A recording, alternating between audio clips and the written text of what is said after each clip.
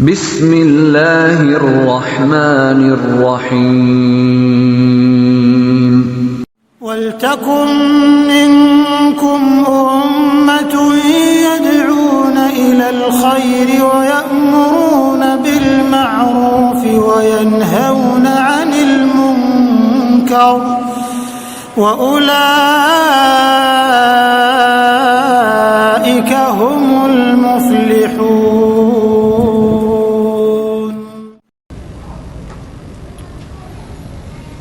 Saya mau tanya Ustadz, saya mantan pecandu narkoba. Dulu saya sudah mencoba berbagai cara, tapi selalu gagal. Sekarang saya sudah sembuh 2 tahun, tidak menggunakan narkoba. Saya sedang melakukan sebuah terapi narkoba dan di dunia kata dokter hanya terapi ini yang bisa berhasil. Alhamdulillah saya sekarang bisa beribadah, bersosial, kerja dan lain-lain sejak terapi ini. Tapi masalahnya terapi itu adalah substitusi atau pengganti dengan narkoba. Jadi di dalamnya masih ada unsur narkobanya tapi tidak banyak. Apa hukumnya Ustaz? Terus ibadah yang saya lakukan selama ini bagaimana? Mohon petunjuknya Ustaz. Karena dari pengalaman teman-teman saya yang lepas terapi tapi belum kelar, belum selesai, kebanyakan jatuh lagi ke narkoba. Saya takut untuk lepas sebelum terapinya selesai karena semua diawasi oleh dokter. Karena kita kelar terapinya. Terima kasih. Saya kembalikan kepada hadis Nabi, saudaraku. Hadis Nabi SAW yang berbunyi, Allah tidak menjadikan kesembuhan kalian pada hal yang diharamkan. Hadisnya begitu ya. Artinya begini, kalau ada dokter yang mengatakan seperti kalimat tadi dan dia mengatakan tidak ada terapi lain kecuali ini, Allahu a'lam. Saya pribadi saya berbicara di alam dai, saya melihat ini keliru. Jadi tidak ada kata-kata tidak mungkin kalau orang mau bertaubat meninggalkannya.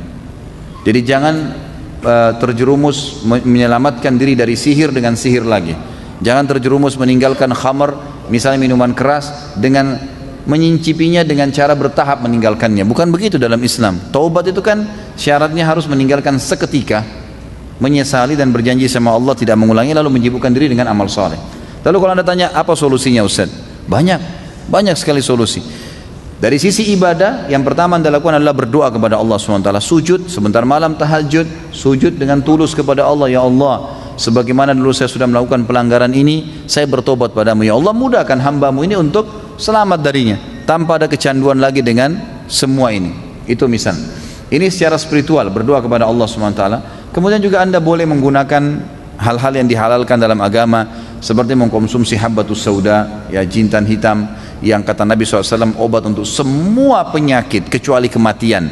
Boleh mengkonsumsi madu yang sering dibuat jus misalnya, yang madu itu asli.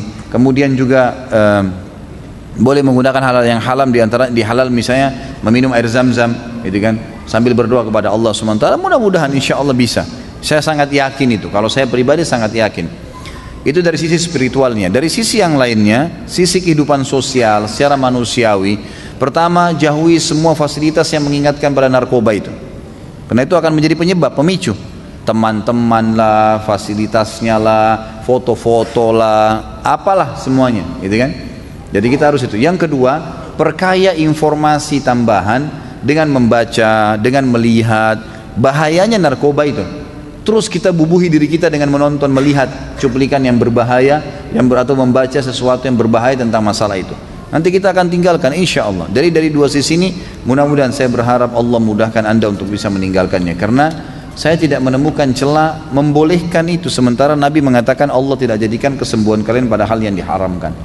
Waltakum minkum ummatun yad'una ilal khairi wa ya'muruna bil ma'rufi wa yanhauna 'anil munkar wa ulaika